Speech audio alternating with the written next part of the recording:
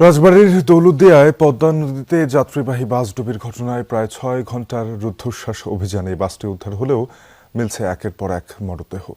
এখন পর্যন্ত ১৯ জনের মরদেহ উদ্ধার করা হয়েছে, নিখোঁজ রয়েছেন আরও অনেকেই। ঘটনাটি তদন্ত করতে গঠন করা হয়েছে দুটি কমিটি। নিহতদের পরিচয় শনাক্ত করে স্বজনদের কাছে হস্তান্তর করা হবে মরদেহ। বুধবার বিকেলে রাজবাড়ীর দৌলতদিয়া ফেরিঘাটে ফেরিতে ওঠার সময় যাত্রীসহ পন্টুন থেকে মুহূর্তেই তলিয়ে যায় সৌহার্দ্য পরিবহনের যাত্রীবাহী একটি বাস। তাৎক্ষণিক কয়েকজন সৌভাগ্যক্রমে ভেসে উঠতে পারলেও বেশিরভাগ যাত্রী নিমজ্জিত হয় জলে।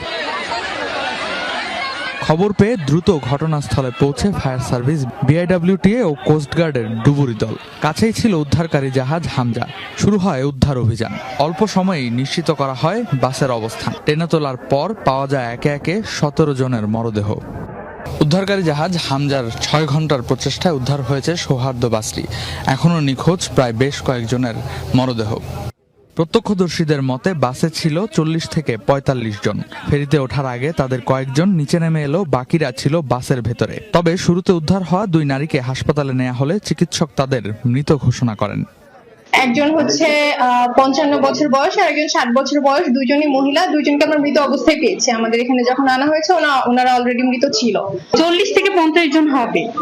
এখন সবার একটাই অভিযোগ, এবং আমরা যতটুকু দেখলাম উদ্ধার কাজটা প্রচুর দেরি করে শুরু করা হয়। দুইজন নিখোঁজ, একজনকে পাওয়া গেছে আর একজন আছে। একজন শিশু মহিলা, একজন পুরুষ মহিলা, ৪ জন পুরুষ। সে আমার মেয়ে। ১৬ জন। ২ জন নিখোঁজ ছিল, তার একজন কেবল উঠলো। এটা আমার নাতিন, ওটা যে আছে ও আমার নাতি। উদ্ধার হওয়াদের মধ্যে অন্তত ৯ জন নারী ও ৩ জন শিশু রয়েছে।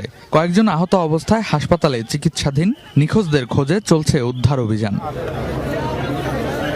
ঘটনার খবর পেয়ে রাতেই দুর্ঘটনাস্থলে ছুটে আসেন নৌপরিবহন প্রতিমন্ত্রী মোহাম্মদ রাজীব হাসান।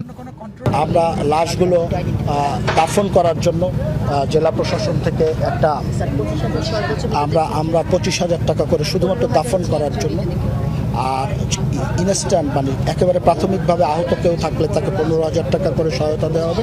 যারা নিখোঁজ আছেন তারা স্থানীয় টিওন অফিস আছেন, কারণ বিভিন্ন থানার যাত্রী সাধারণ ছিলেন বাসের মধ্যে। তারা যদি টিওন অফিসে যোগাযোগ করেন তাহলেও আমরা সেটি নথিভুক্ত করব। আমাদের ডিসি সাহেবের সাথে যোগাযোগ করলে কিংবা এসপি সাহেবের সাথে যোগাযোগ করলে আমরা সার্বক্ষণিক এইটার সাথে আমরা আছি।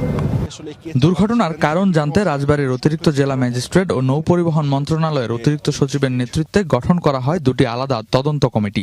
৩ কার্যদিবসের মধ্যে প্রতিবেদন জমা দিতে বলা হয়েছে তাদের। মর্মান্তিক দুর্ঘটনায় স্বজন হারানোর আহাজারিতে ভারী হয়ে